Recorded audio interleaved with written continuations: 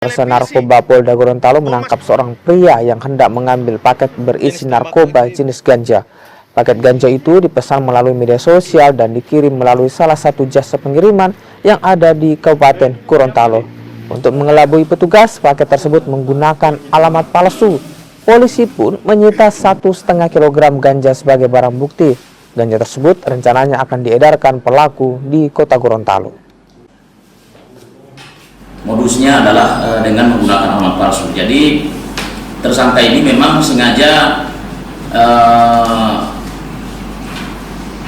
mengirim paket ini beralamat di JNT Isimu. Ini untuk mengelabui petugas karena kalau di kota mungkin bisa terpantau oleh tim dari direktorat ataupun dari Polri.